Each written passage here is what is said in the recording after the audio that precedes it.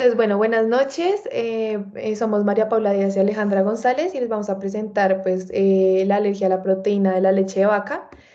Vamos a empezar con la definición y unos conceptos clave que vamos a ir tratando a lo largo de la presentación. Es importante mencionar que esta alergia es una reacción inmunológica que se va a dar a las proteínas de la leche de vaca. Hay muchas proteínas en este tipo de leche, más de 20. Sin embargo, las principales a las que se va a generar alergia van a ser caseínas, alfa-lactoalbúmina y beta-lactoglobulina. Esta reacción adversa o inmunológica puede ser mediada por IgE, puede no ser mediada por IgE o puede presentar mecanismos mixtos.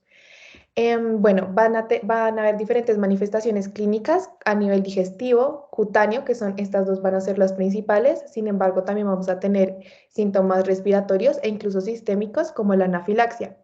Va a iniciar a los primeros meses de vida, ya que este es uno de los antígenos, estas proteínas de leche de vaca son uno de los primeros antígenos que se le van a presentar al recién nacido, y es por esto que va a ser muy común, aunque no, sí va a ser muy común.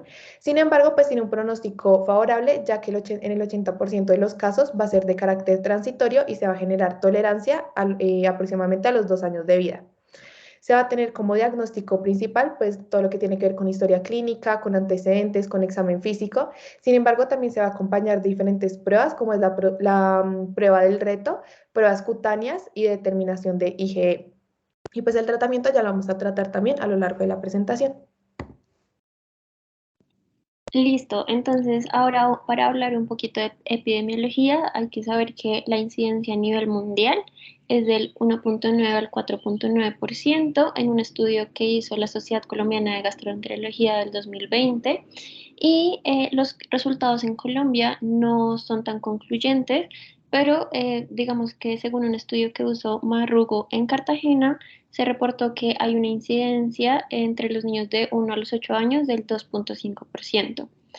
Como ya mencionó mi compañera Alejandra, la alergia a la proteína de leche de vaca no es común, sin embargo, pues es el primer antígeno al cual se expone el neonato, entonces, pues digamos que no es común, pero pues no, pero pues igual se presenta y hay que tener, digamos que cuidado con la epidemiología porque en este caso, con esta enfermedad, puede haber un sobrediagnóstico. Entonces, para eso ya luego vamos a hablar pues de cómo se establece este diagnóstico por la prueba del reto, como hablaba mi compañera Alejandra, para tratar específicamente esta enfermedad. Listo. Entonces, hay diferentes factores de riesgo para que un neonato desarrolle alergia a la proteína de leche de vaca. Entonces, lo primero que hay que tener en cuenta y sobre lo que queremos hacer mucho énfasis es que no se debe restringir una dieta durante el embarazo a la madre, porque pues esto digamos que no ha demostrado ninguna efectividad, sino que al contrario, la idea es aumentar la variedad de alimentos en la madre porque esto pues mejora, digamos que puede mejorar el microbioma intestinal del neonato por la comunicación directa que tiene pues el feto con la mamá. Entonces, eso es como lo primero que quiero dejar en claro. Entonces, un factor de riesgo es que los padres sean alérgicos a la proteína de leche de vaca, esto aumenta la incidencia y digamos que se relaciona muchísimo con las predisposiciones genéticas, que puede ser por la mutación de los genes HLA-DR y HLA-DQ. Y no solo esto, sino que lo que decía anteriormente, pues que la incidencia aumenta si los hermanos del neonato, pues del bebé o los papás son alérgicos a la proteína de leche de vaca. También otro factor de riesgo es nacer por cesárea y no por vía vaginal, debido a que pues o sea, cuando un bebé nace por vía vaginal, están todo el microbioma adecuado de la vagina de la madre y los lactobacilos que ayudan a que se medie la respuesta TH1 y no TH2, que digamos que la vamos a explicar más adelante, que es una de las posibles causas de la respuesta no tolerogénica, sino pues hacia el antígeno, en este caso pues a una proteína de la leche de vaca, pues que más adelante vamos a ver cuáles pueden ser estas proteínas. Adicionalmente, la ingesta de antibióticos a temprana edad por pues algún proceso infeccioso del neonato o alguna complicación que tenga va a generar una modificación del microbioma intestinal y pues tenemos que tener en cuenta que este microbioma y las barreras físicas y químicas del neonato todavía no se han desarrollado completamente, son muy inmaduras y la respuesta del sistema inmune puede ser muy reactiva debido a que pues, se está regulando. La respuesta, digamos, de las mucosas de IgA todavía no está tan regulada. Entonces, este puede ser un factor de riesgo para cambiar el microbioma del neonato y pues que se pueda dar la alergia a la proteína de leche de vaca. También en los bebés pretérmino, por el mismo, digamos que por el mismo, la misma causa, porque el microbioma intestinal y las barreras físicas y químicas no se han desarrollado correctamente y adicionalmente, pues la piel va a ser muy permeable y pues la alergia a la proteína de leche de vaca también se puede dar por contacto, en este caso, entonces eso lo hace más susceptible. Adicionalmente, la exposición temprana a fórmula infantil, debido a que pues se recomienda, según la OMS, que sea lactancia materna exclusiva mínimo hasta los 6 meses. Sin embargo, por alguna razón que más tarde vamos a explicar, la madre no puede dar lactancia materna exclusiva, pues digamos que las fórmulas, que también vamos a profundizar más adelante en la presentación sobre esto, pueden tener proteínas de leche de vaca y digamos que por este motivo también puede haber una alergia. Y adicionalmente la estancia en la unidad de recién nacidos también puede dar esta predisposición. Bueno, entonces en la fisiopatología, como explicaba mi compañera Alejandra, tenemos varios tipos, digamos que de respuestas. En este caso tenemos tres. La que es mediada por inmunoglobulina E, la que no es mediada por inmunoglobulina E y la mixta. Entonces, bueno, empecemos con la mediada por la inmunoglobulina E. Lo primero que hay que decir es que pues hay demasiadas proteínas de leche de vaca. Sin embargo, pues nosotras en esta presentación quisimos hablar pues de las más comunes, que en este caso sería la beta-lactoglobulina, la albúmina sérica, perdón, la inmunoglobulina, o sea, el IgG, la lactoferrina y las caseínas, digamos que son las que tienen una respuesta eh, más antigénica en el recién nacido. Entonces, bueno, en la respuesta mediada por IgE es una hipersensibilidad tipo 1, pues va a generar atopia. Entonces, lo que va a pasar es que cualquiera de estas proteínas que mencioné anteriormente no se va a degradar correctamente. Entonces, esto va a hacer que vaya a darse no la respuesta tolerogénica que se debería dar normalmente en el recién nacido, sino se va a mediar la respuesta pues por TH2 que ya les había explicado antes. Entonces, en esta infección mediada por inmunoglobulina E va a haber una primera infección y la segunda infección en la que ya se van a dar los síntomas clínicos. Entonces, en la primera exposición, primero se va a dar que las células dendríticas van a estimular a los linfocitos TCD4 de tipo TH2 y van a estimular las interleuquinas 3 y la interleuquina 5, el factor estimulante de colonias de macrófagos y granulocitos. Entonces, si quieres pasarle, bueno, va a haber un reclutamiento de eosinófilos y mastocitos, que son los que van a mediar esta primo exposición y van a secretar interleuquina 4 que van a estimular a los linfocitos B y entonces cuando se secreta la interleuquina 4 digamos que se estimula más la inmunoglobulina M, pero pues se va a hacer el cambio de isotipo perdón, cuando se estimulan los linfocitos B va a haber se estimulan más la inmunoglobulina M, pero en este caso por la interleuquina 4 va a haber un cambio de isotipo a inmunoglobulina E, que es la que va a mediar este tipo de exposición y pues este tipo de alergia, que es la de la hipersensibilidad tipo 1.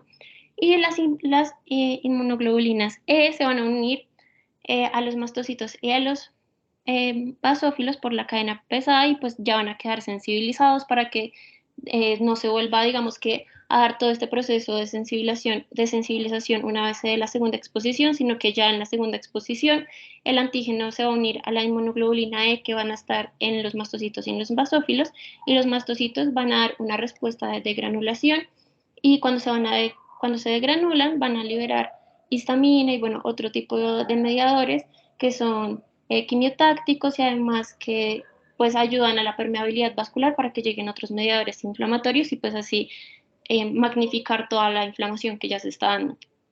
Entonces digamos que esta es la primera respuesta que es inmediata por inmunoglobulina E.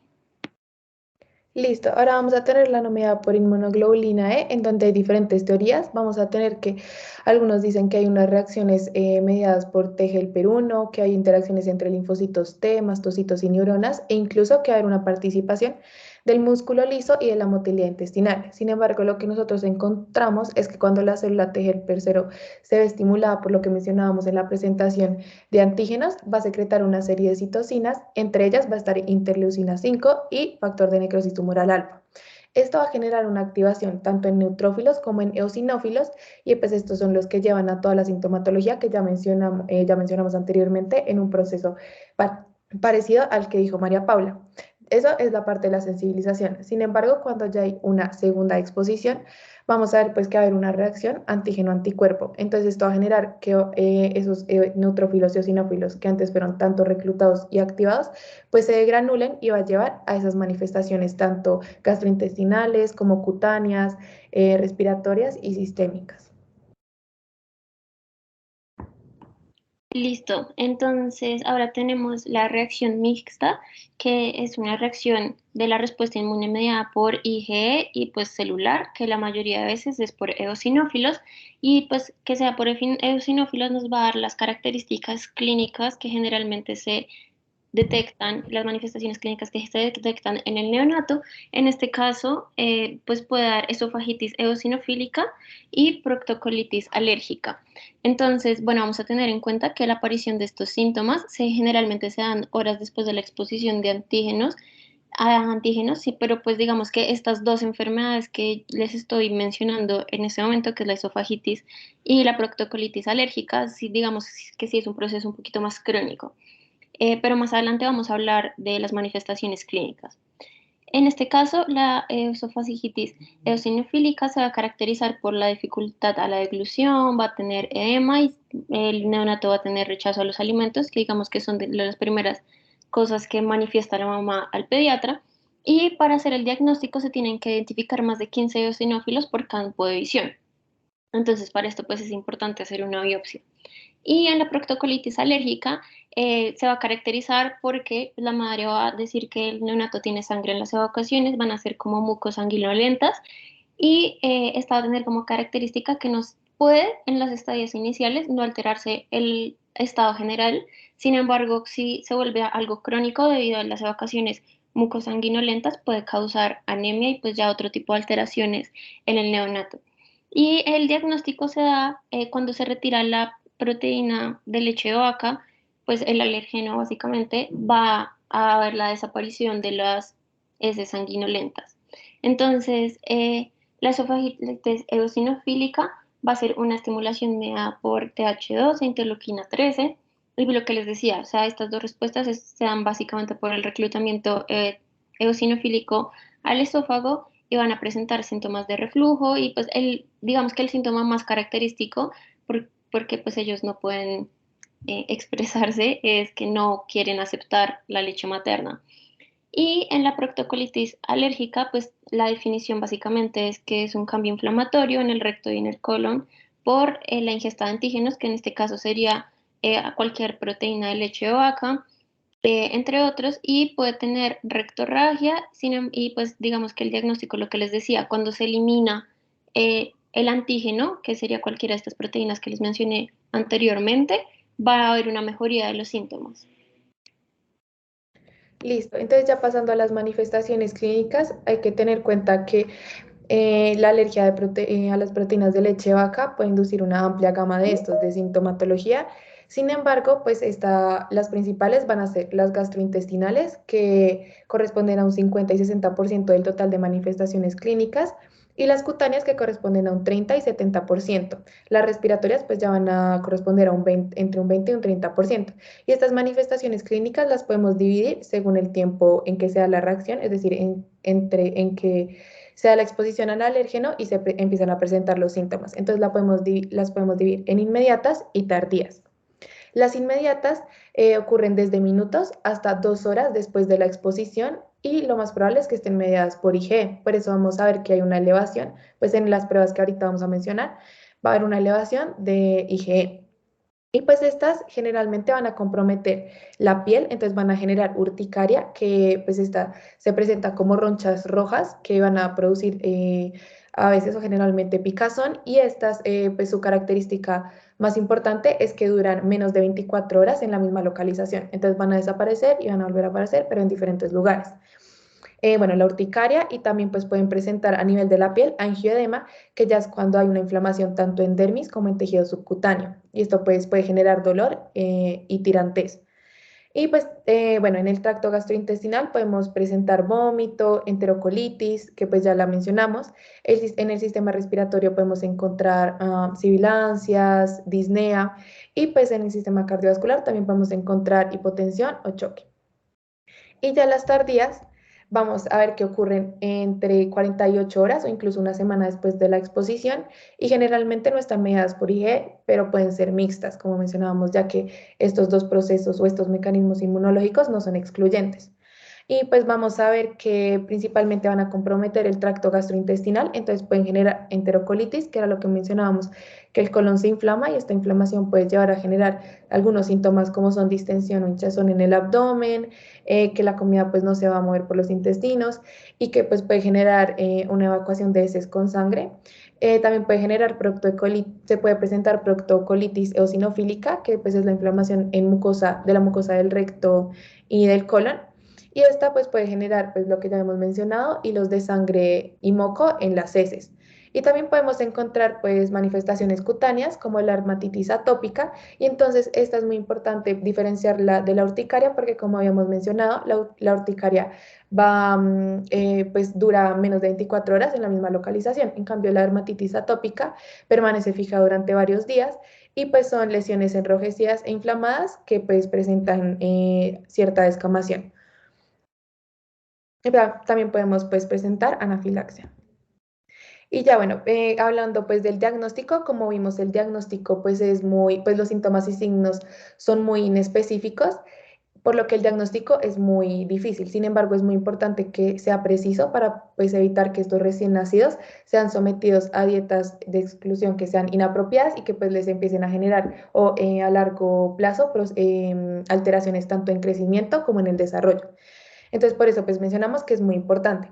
Y pues, como mencionamos al principio, que el primer paso es mirar la historia clínica, examen físico y antecedentes. Entonces, vamos a empezar a describir todo lo que tiene que ver con la edad de inicio, los síntomas y su frecuencia, el tiempo entre ingestión y el inicio de síntomas, que era lo que hablábamos de que va de exposición a la generación de los síntomas, los detalles pues en el tipo de la alimentación y los antecedentes tanto personales como familiares, que era lo que hablaba María Paula anteriormente, que hay diferentes factores de riesgo en los que vamos a ver, por ejemplo, la madre fumadora, los padres y hermanos si se caracterizan por tener atopía, inicio, pues también hablábamos de que si se le da o se le administra al bebé fórmula láctea en los primeros días de vida, puede aumentar el riesgo a presentar alergias incluso de 7 veces. Entonces, pues hay que tener en cuenta pues estos antecedentes.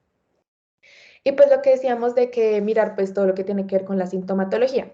Entonces, para esto vamos a tener pues en el lado derecho e izquierdo vamos a tener los síntomas y signos característicos y que podemos relacionar con alergia a las proteínas de leche de vaca, ya si estos signos y síntomas se excluyen de otras posibles patologías.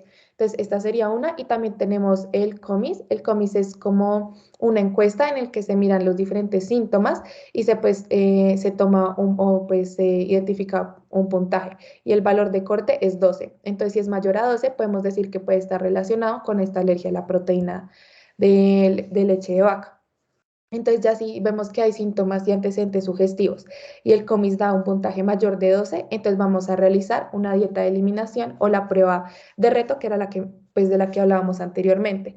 Entonces en esta lo que se hace es que se va a, a restringir tanto pues la leche de vaca como sus derivados, y pues se restringe por un cierto tiempo, y esto depende pues del paciente. Entonces vamos a ver que entre 3 a 5 se restringe de 3 a 5 días en recién nacidos que tienen reacciones clínicas inmediatas, que eran las que mencionábamos que son antes de 2 horas después de la exposición. Vamos a ver que esta exclusión de la dieta puede ir de 1 a 2 semanas en niños con reacciones clínicas tardías, e incluso en pacientes con reacciones gastrointestinales, esta dieta de la exclusión puede ir de 2 a 4 semanas. Después, pues ya se empieza a dar, pues se mira a ver si, aquí tengo otro diagrama que también lo explica muy bien, se empieza a mirar si los síntomas empiezan a mejorar y ya si empiezan a mejorar, pues entonces se empieza a dar una prueba de provocación oral estandarizada que va a ser supervisada pues por los médicos. Entonces se empieza a administrar nuevamente pues estas proteínas o esta leche de vaca. Entonces, al primer año de vida se puede dar una fórmula infantil de leche de vaca, pues para ver cómo empieza a reaccionar pues el recién nacido y para poder que no hayan o pues que se descarte que sea por una intolerancia a la lactosa, se pueden dar, pero en niños mayores de 3 años, una leche o pues una fórmula que tenga proteínas de leche de vaca, pero sin lactosa. Y ya pues las dosis iniciales pues empiezan siendo bajas y luego empiezan pues a aumentarse la dosis, pues viendo si pues hay otra vez pues presencia de síntomas o no. Y ahí ya se podría pues diagnosticar em, la alergia a la proteína de leche de vaca. También pues esta prueba de reto se va a acompañar de diferentes pruebas. Tenemos las pruebas de determinación de IgE específica y pues también pruebas cutáneas. Entonces, cuando vemos que el recién nacido está teniendo síntomas y signos que son, como mencionábamos, inmediatos, entonces, ¿qué van a hacer? Antes de las 2 horas o después de la exposición. Entonces, se pueden realizar estas dos pruebas que mencioné, que es determinación de IgE específica o pruebas cutáneas. Entonces, pues para ver si hay una elevación de la IgE. Entonces, bueno, sí, y ya pues también se han hablado de otras pruebas, como es la determinación de IgE total o la prueba de parche. Sin embargo, estas no se recomiendan, ya que la de IgE total no ofrece un beneficio mayor sobre la IgE específica, que era la que les mencionaba anteriormente, y la prueba de parche, pues porque tiene problemas en la estandarización de la preparación, pues que es una prueba difícil a la lectura y que es subjetiva, pues también no se recomienda. Ya cuando los pacientes siguen teniendo estos síntomas gastrointestinales significativos, que no tienen otra explicación o pues que no se pueden deber a otra patología, se ven retraso en el crecimiento, anemia y pues no se ve una elevación de IgE, podemos realizar endoscopias superiores e inferiores con biopsias. Sin embargo, pues se ha visto que si se encuentran lesiones macroscópicas o hallazgos histológicos, esto no es ni muy sensible ni muy específico para alergia de leche de vaca. Entonces, el principal, como mencionaba, es la prueba de reto que se puede pues acompañar de estas pruebas, últimas pruebas que mencioné.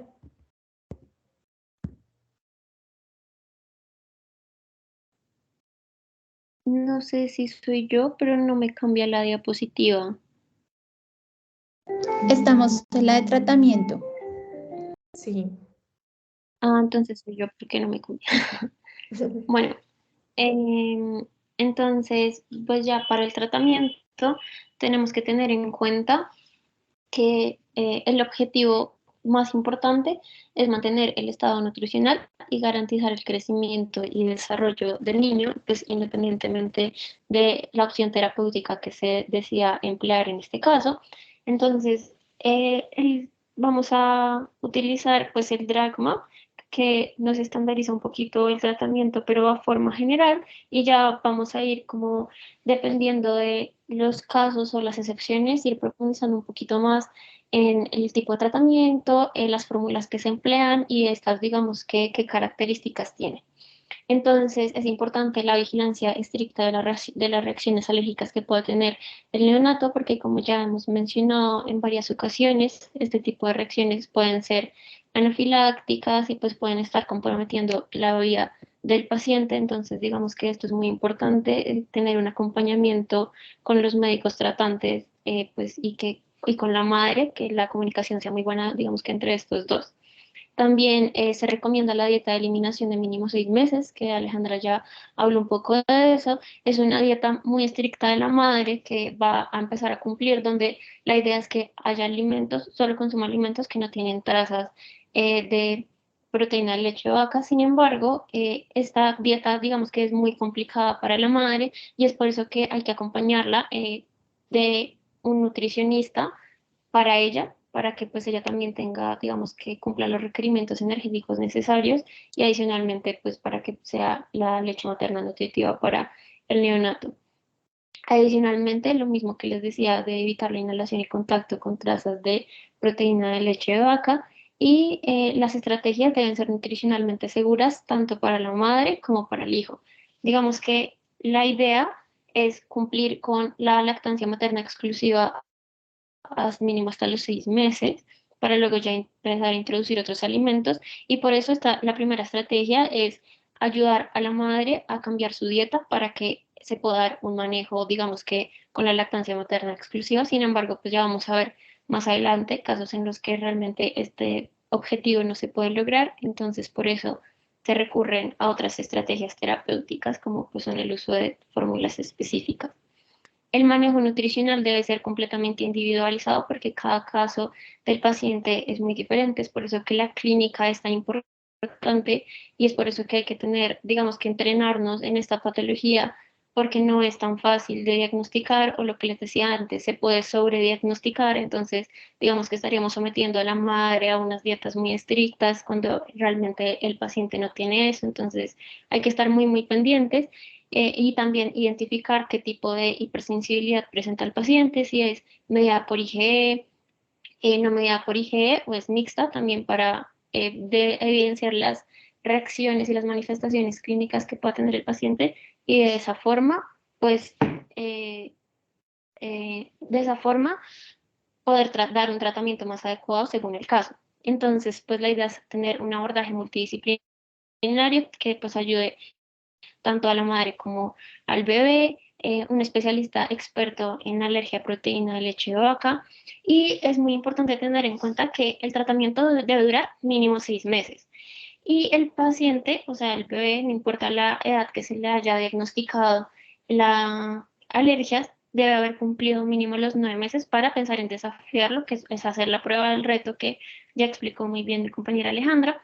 Entonces, hay que tener en cuenta que este diagnóstico puede no ser tan temprano, dependiendo de lo que les digo, de la etiología y de la fisiopatología que tenga, en este caso, pues cada neonato pueden ser, digamos, las manifestaciones tardías y, digamos, se diagnostica a los 4 meses, por ejemplo, igual hay que esperar, o sea, de 4 meses, 6 meses en adelante para, o sea, como mínimo el tratamiento para pues que a este paciente ya se pueda hacer otra vez la prueba del reto y ver cómo responde o si respondió adecuadamente al tratamiento y pues ir, digamos que cambiando las estrategias dependiendo de eso. Bueno, si quieres ya cambiar. Entonces, bueno, vamos a hablar de cuándo dar fórmula. Entonces, eh, digamos que todo puede cambiar un poquito. Es importante que se dé fórmula cuando la madre por alguna razón no logra dar la lactancia exclusiva. Puede ser porque la leche pues no está bajando, porque simplemente ella no se siente cómoda. Pueden haber demasiados factores, pero pues que la mamá no pueda dar la lactancia. Y también puede cambiarse, digamos que la estrategia terapéutica, porque lo que les decía, podemos empezar digamos que dándole a la madre una dieta específica, estricta, donde no haya trazas, pero si el bebé no está respondiendo al tratamiento y estas manifestaciones clínicas no empiezan a desaparecer, digamos que mientras que sea el tratamiento, es importante identificar esto y cambiar la estrategia terapéutica para ya emplear el uso de otras cosas como fórmulas o bueno, en fin, si quieres cambiar. Entonces, bueno, vamos a hablar de las fórmulas y de sus clasificaciones. Hay diferentes tipos de fórmulas y pues digamos que cada una se puede utilizar dependiendo de las manifestaciones clínicas y de la etiología de la enfermedad, porque van a tener diferentes características. Entonces, bueno, hay dos tipos de clasificaciones, que son las fórmulas completas, las fórmulas incompletas, y el otro tipo de clasificación que se subdivide son las fórmulas poliméricas y las fórmulas oligoméricas. Entonces, las fórmulas completas van a tener diferentes nutrientes que generalmente van a estar todo lo que tengamos que tendría que tener la leche materna, que serían proteínas, lípidos, carbohidratos, minerales, oligoelementos y pues diferentes vitaminas. Entonces, digamos que esta sería la fórmula ideal. La fórmula incompleta es que es muy parecida a la completa, sin embargo, le hace falta algún tipo de nutriente, puede ser, no sé, algún mineral específico o diferentes cosas o módulos de proteínas o aminoácidos específicos que no tienen. Bueno, las fórmulas poliméricas van a tener diferentes macronutrientes, entonces pueden estar de forma natural o pueden estar de forma purificada.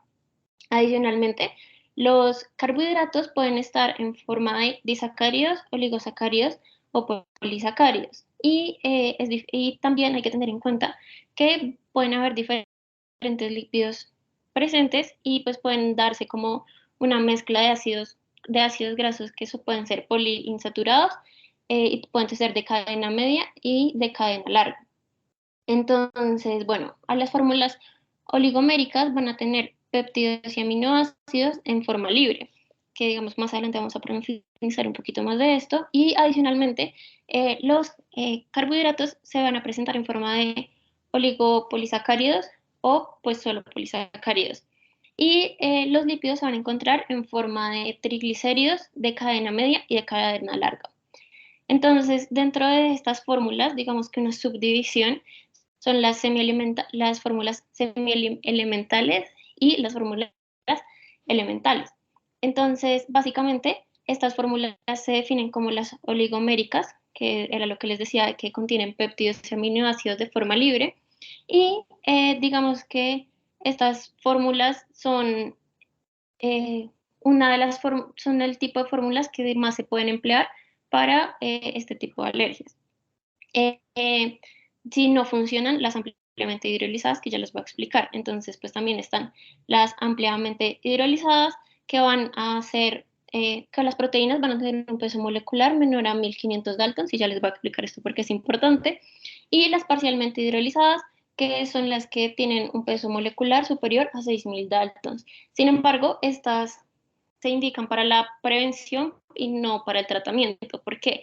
Porque las ampliamente hidrolizadas tienen un peso de la proteína muchísimo menor, y esto es lo que se necesita para el tratamiento, debido a que la atopia se puede estar dando porque las proteínas son muy grandes y cuando llegan a la mucosa intestinal no se pueden degradar correctamente, y esto es lo que genera la atopia. Entonces, entre menos Daltons tenga la proteína, pues menos atopia va a haber, y las ampliamente hidrolizadas, digamos que ya les voy a explicar más o menos cómo funcionan, pero pues se va a cambiar la proteína por hidrolización, entonces esto genera que haya una respuesta antigénica menor. Las parcialmente hidrolizadas, como tienen o sea, tienen 6000 Daltons y es mayor, entonces digamos que no funcionen, lo que pasa es que no se recomiendan para el tratamiento porque lo que nosotros queremos es disminuir la respuesta antigénica. Eso quiere decir que facilitemos de alguna forma la digestión de esas proteínas al bebé, entonces pues tienen que estar en una forma más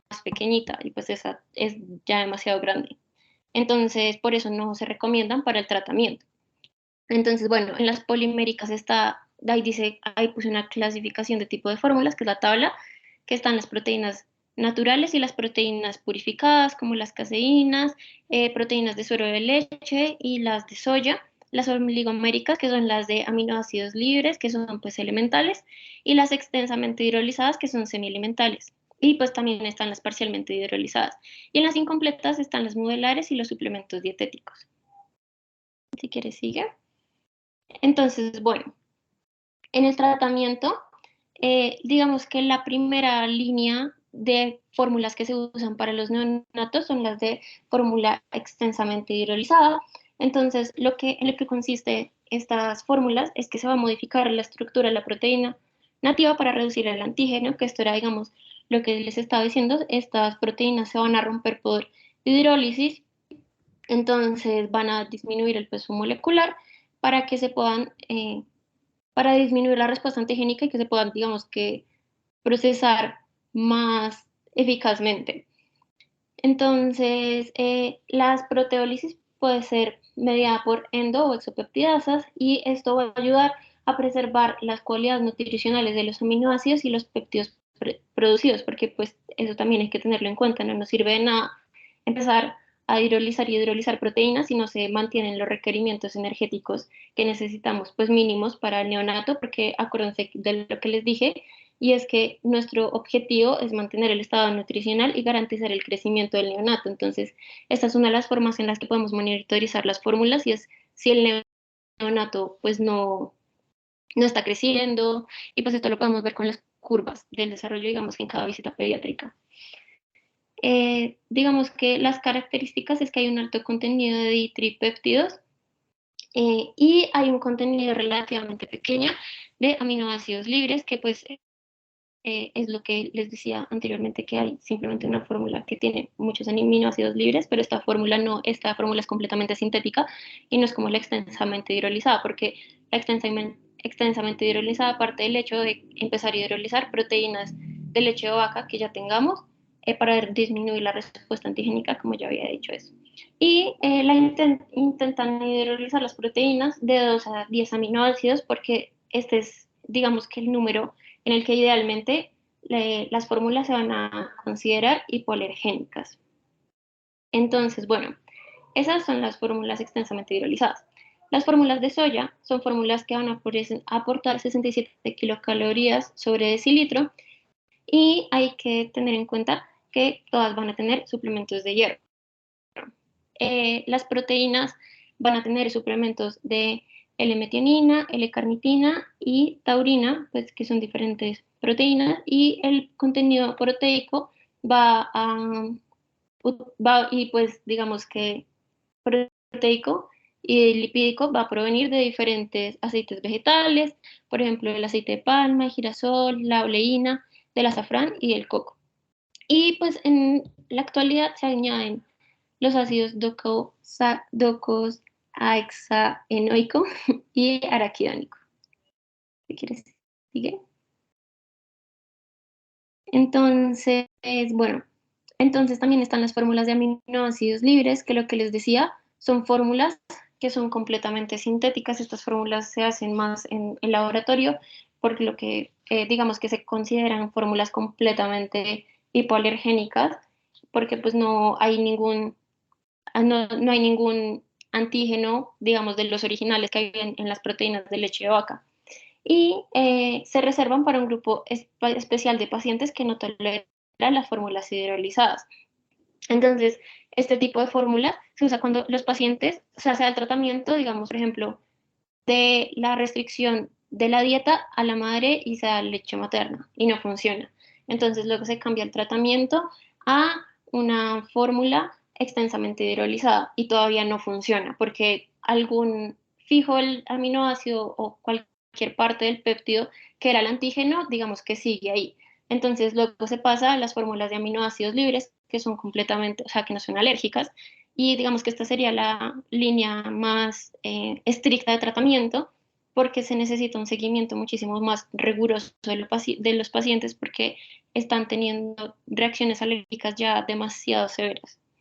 Entonces también hay que tener en cuenta que las fórmulas no se usan solo para el tratamiento de la alergia a la proteína de leche de vaca, sino que hay diferentes alteraciones en el tracto digestivo que pueden llevar al uso de fórmulas para el neonato. Entonces, acá puse las digestivas, que pueden ser pues las intolerancias alimentarias, que acá entra, que pues ahí entra la alergia a la proteína de leche de vaca, la mala absorción, el síndrome de intestino corto, pueden haber hepatopatías, y también puede darse por posnutrición enteral. Y pues en la siguiente, si quieres. Em, entonces hay como un resumen de las fórmulas que se utilizarían para el tratamiento de la alergia a la proteína de leche de vaca. Hay muchísimas fórmulas en el mercado, y digamos que es importante saber que va a depender mucho de cada caso, por eso decía que el tratamiento tiene que ser muy individualizado, pero pues quise poner las que se usan con más frecuencia, y digamos cómo sería el orden de desde la primera etapa del tratamiento, que sería intentar conservar la lactancia materna exclusiva, hasta la fórmula que sería más hipoalergénica. Entonces, pues están las fórmulas extensamente hidrolizadas, que sería la primera línea, y luego serían las fórmulas de soya y por último las fórmulas de aminoácidos libres que serían las más hipoalergénicas. Y eso sería todo. Muchas gracias.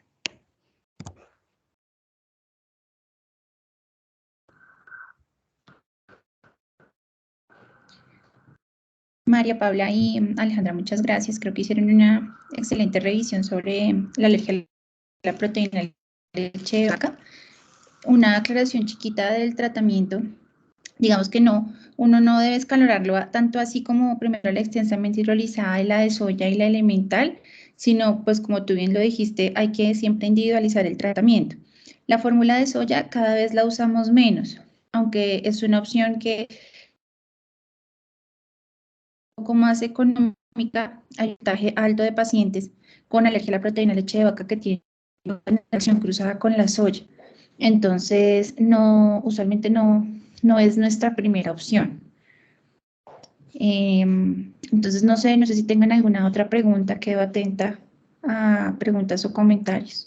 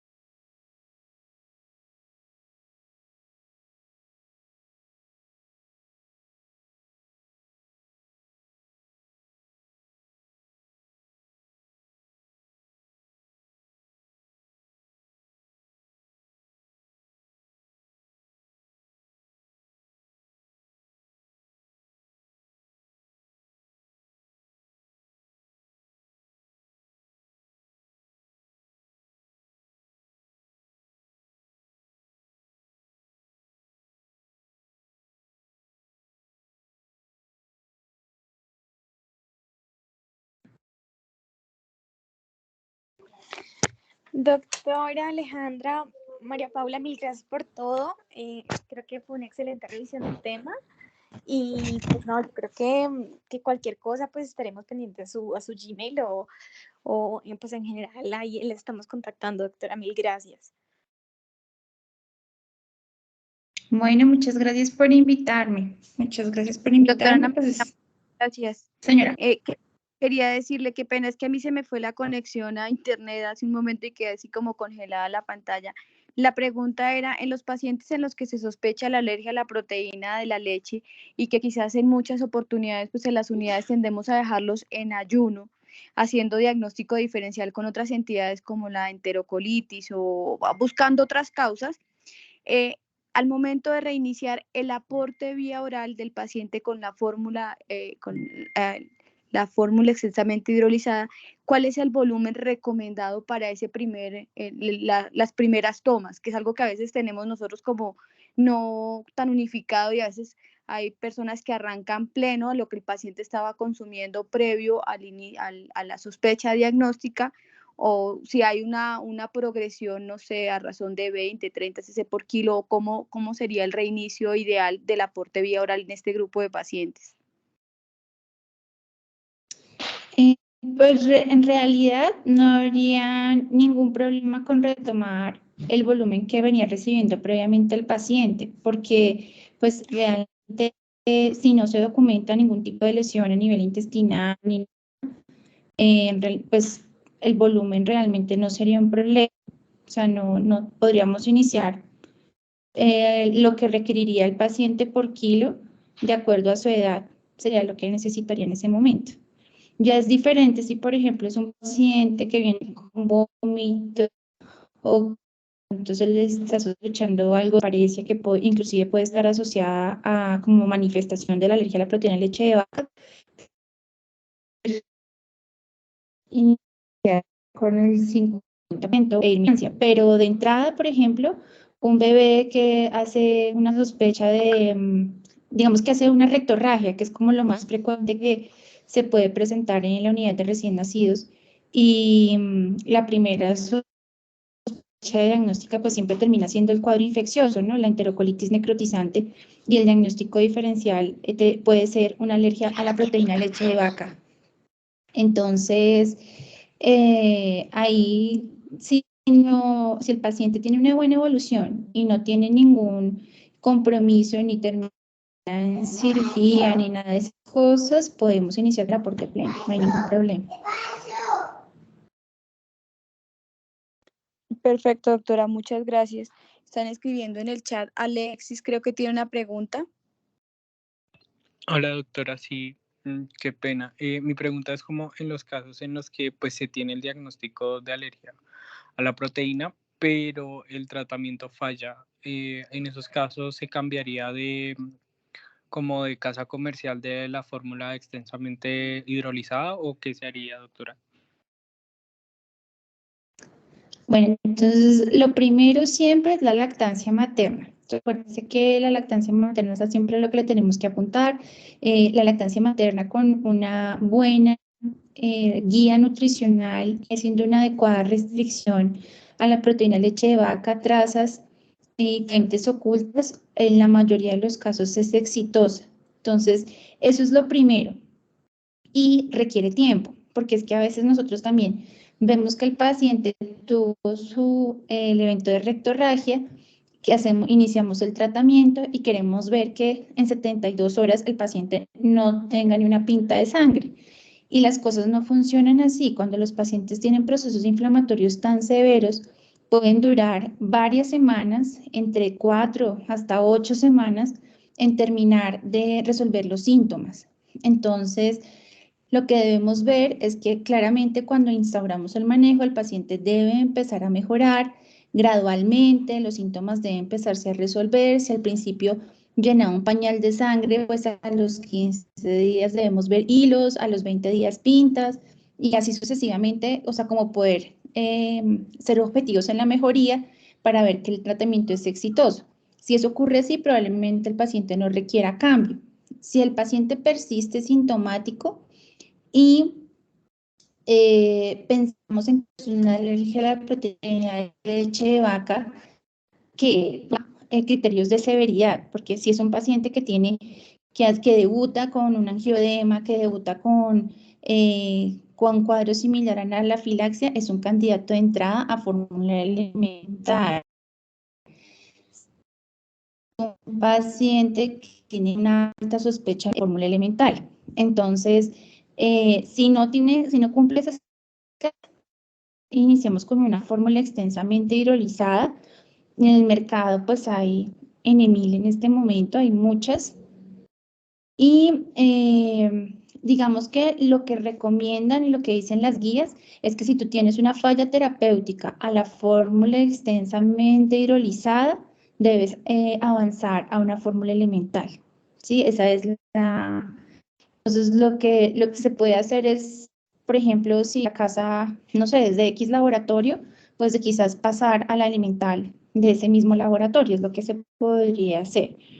A veces porque, por ejemplo, que es que están con un laboratorio y la pasamos y con el otro mejoran, pues puede porque el paciente igual iba a mejorar con la misma fórmula y no le dimos suficiente tiempo, por ejemplo. Sí, pero en teoría todas las fórmulas extensamente hidrolizadas cumplen una función similar, y si hay falla terapéutica, la falla terapéutica debe llevar a tratamiento con fórmula elemental, que sería otra de inyecto de elemental.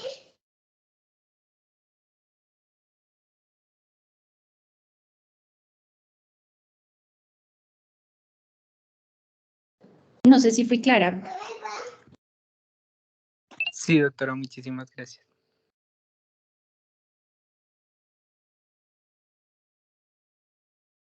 Yo realmente quiero invitarlos a sospechar el diagnóstico. Para nosotros es importante que lo tengan en la cabeza, no enloquecernos con el diagnóstico, porque eso puede llevar a sobrediagnóstico, que era una de las cosas que decían las doctoras al principio de la presentación, pero sí pensarlo porque a veces veces los síntomas no siempre son tan floridos, no todos los niños sangran, no todos vomitan, pero por ejemplo la falla de Medro, esos niños que no van avanzando bien en la ganancia de peso y que se van colgando poco a poco y llegan a los 6 meses y realmente ya tienen un estado de desnutrición importante, muchas veces están cursando con alergias alimentarias y la alergia a la proteína de leche de vaca siendo una de las más frecuentes.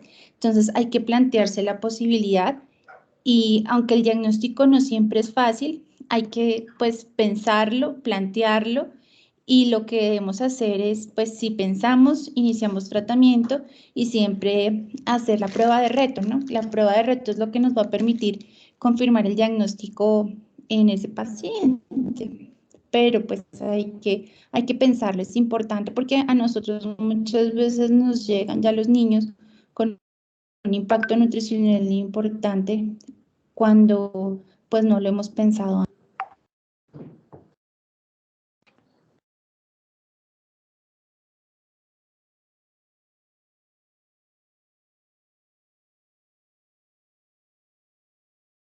Perfecto, doctora, súper. No sé si la doctora Plata nos tenga algún comentario o si está por acá.